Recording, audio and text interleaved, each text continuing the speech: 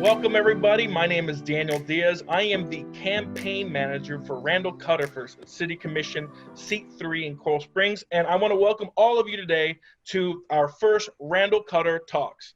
So what is the format of Randal Cutter Talks, you ask? Well, what we're going to do this session is we're going to ask some questions about the community, about Randal and his heart for the city. And then in the future, what we're going to want you all to do is comment below in Facebook or Instagram. And those questions we're going to bring up next week and the following week until Election Day, so you can personally get to know Randal Cutter. So what I want to do is I want to introduce Randal and then begin asking him questions so y'all can get to know him better. So without any further ado, Randal Cutter, go ahead. It's all you.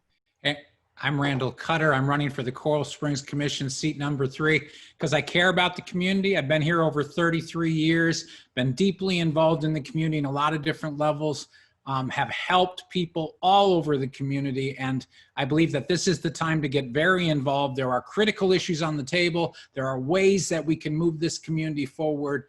And that's what we'll be talking about, different ways that we believe that we can make Coral Springs even better. Excellent. All right, Randal, so the 5 things I'm going to ask you about is your heart for the city. That's the first thing. The second thing is what are your thoughts about COVID-19 and Coral Springs and what's going around the country and the world?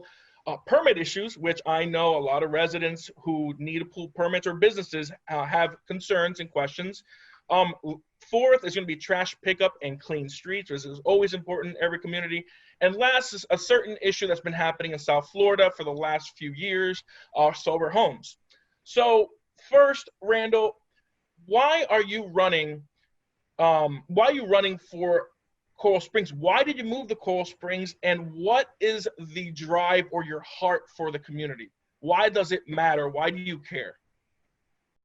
Well, I came to Coral Springs back in 1987. I was sent by a denomination after I graduated from seminary to be able to plant a church. And I fell in love with the community right away and started to get more and more involved in the community. In the 90s, I was a police chaplain with the Coral Springs Police Department for a number of years.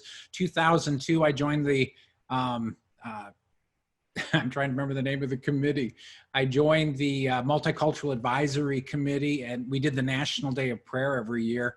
In 2004, I became co-chair of the Clergy Coalition in town and have been since then. I'm still on the Multicultural Advisory Committee, also with the National Day of Prayer, and moving forward with that. All that time, I've been digging into the lives of people of the community, not to mention, obviously, I have a congregation of people, but the people that I know in Coral Springs and the people that I connect with go way beyond my congregation. And the more I got involved in the community, the more I wanted to help and get involved in the community. I joined the Customer Involved Government Committee 3 years ago. I have been a part of the Chamber of Commerce for a bunch of years because I wanted to know the business side of the community, all of those things. What makes a community work? I learned the neighborhoods. I learned the different groups in the community to be able to do everything that I can. Just recently, I joined the Mental Wellness Networking Alliance and the Veterans Networking Alliance, both of them initiatives of the mayor, private initiatives of the mayor, just to be able to help the people of our community even more. And this is just a natural step forward. I believe that there are things that I have in my skill sets that can help the community as we go forward and can make people's lives better. All right.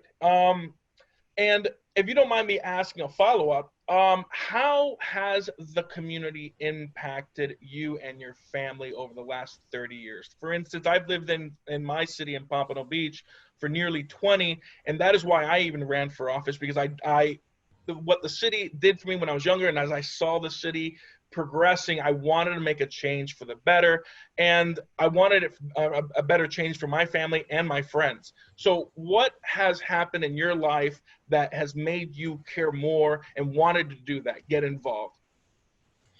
You know, I was with my kids. They all got involved in swimming. So they became members of the Coral Springs Swim Club, and we became obnoxious swim parents. And that just means someone who is cheering for your kids at the side of the pool, just like all the other parents that are out there. It was wonderful. It's great excitement when your kids are, especially in their 6, 7, 8 years old. And then our kids kept on going into high school. And of course, those are programs that are run by Coral Springs. And I saw the excellence that they ran those programs with. In fact, my kids, we homeschooled them, but they got to swim for the local public schools because that is one of the things that you're able to do. And they became, one of my children was a co-captain of the Coral Springs High School swim team.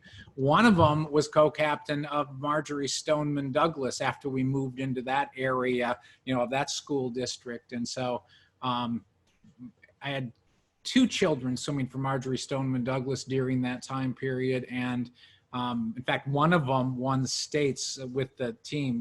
That's the year that Marjorie Stoneman Douglas won states a few years back. And the team was really a great swim team. I'm not saying that they're not now. It's just that my kids aren't swimming anymore, so I don't follow as much. So I've seen the community and how well it deals with the people, the sports programs, the different ways that the community reaches out to each other and supports each other. This time during the coronavirus issue that we have right now, there are so many different ways that the city is helping the community, but it's not just the city. It's the churches, the synagogues, it's the individuals in neighborhoods, it's the Chamber of Commerce. It is whatever civic group that is out there. They've been looking for creative ways to be able to help each other in this community. And it's something that inspires me when I'm watching it, and just grows my love for this community even more.